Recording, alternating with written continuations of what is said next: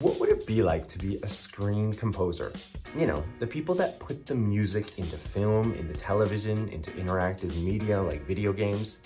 Yeah, really fascinating stuff. Now, just to show how important their work is, imagine your favorite film or television show. You know, think of a critical moment. Maybe it's Jurassic Park, maybe it's something Forrest Gump. Now, take away that background music during that critical juncture, during that scene that's really meaningful. Yeah, kind of rings hollow, doesn't it? Well, that is the importance of a screen composer's work. And I've got this really great guest lined up for you today, Janal Bechthold. And we dive into her work, what she does, how she does it, you know, some of the challenges, some of the rewards, stories, tons and tons of great stuff coming your way. So I do encourage you to watch the full video. Beyond that, you can also check out the full-length podcast version of this talk wherever you access your podcast. Just do a search for Life as a ...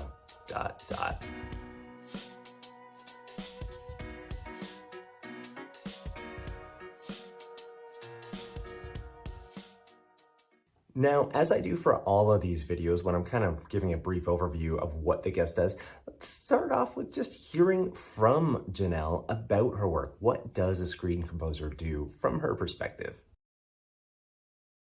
Essentially, we have to wear many hats. So we're writing music, we're producing the music. Sometimes we're also the music editor. Sometimes we're also the musicians. Sometimes we're also the accountant on our, for our small business.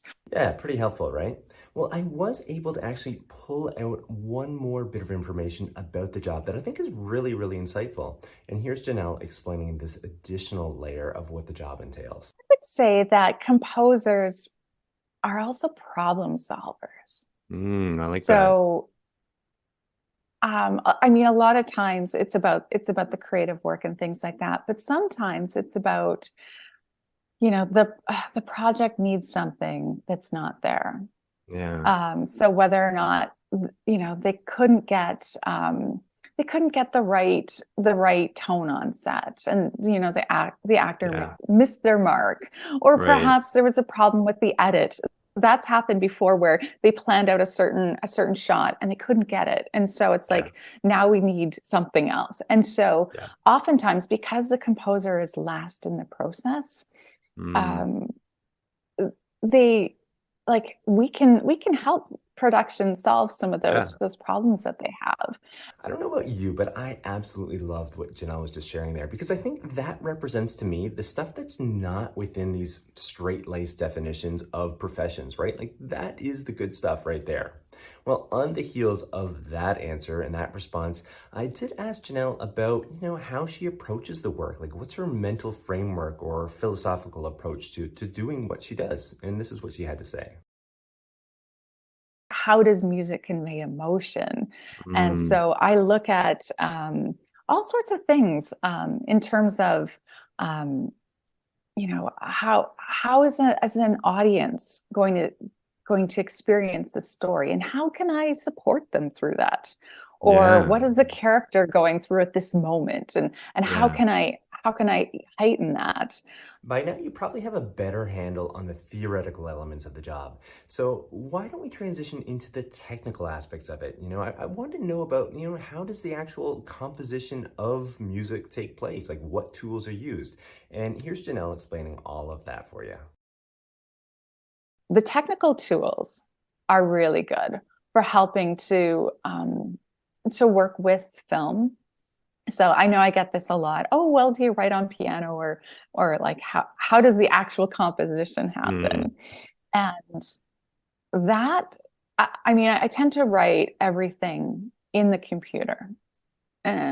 It's it's not romantic. Everybody thinks, oh, well, you're going to be sitting there with a pencil, and Right. Sometimes I do that. Depending on the type of music, I'll go away and I'll sketch some ideas and I'll come back.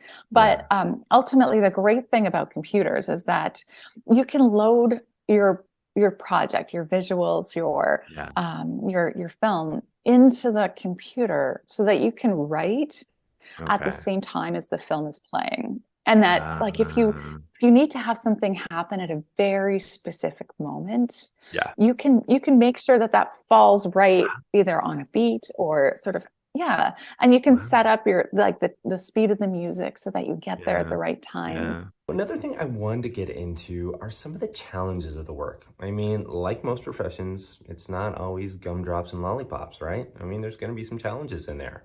So, how do you handle that? And, like one of the things I was considering is that, you put together this piece of music, you sunk your heart, your soul into it, you think it's perfect, you put it over to the director, the project manager for whatever you're working on, and they're like, nah, it's not going to work. How, as a professional, do you handle that? What do you do? What do you say? And this is Janelle explaining those difficult circumstances.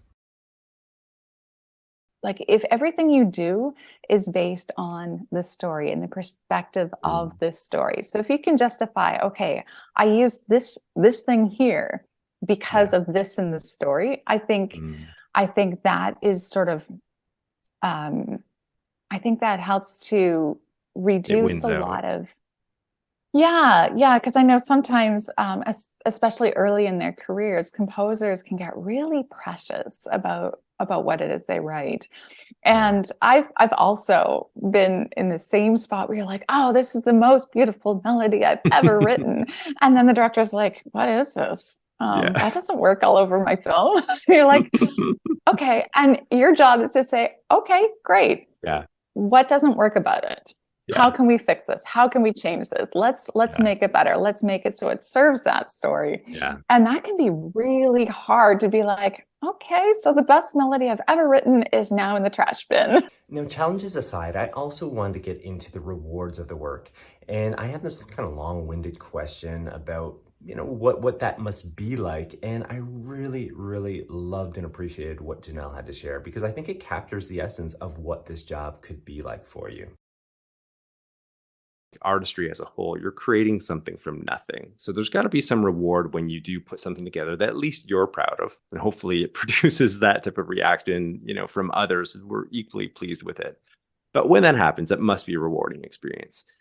So I thought about that. But then as I dug deeper into this thought, it's kind of struck me that, like, say with your work, screen composing, there is this whole other team that's producing this other piece of art, whether it's a video game, whether it's, a scene within a film, television, and that unto itself is creating emotion. It's emoting, right? And creating some sort of feeling in others. And then you're interlacing your artistry with that of somebody else's or a team's. And that unto itself, now, of course, if done well, is going to create this whole other reaction in people.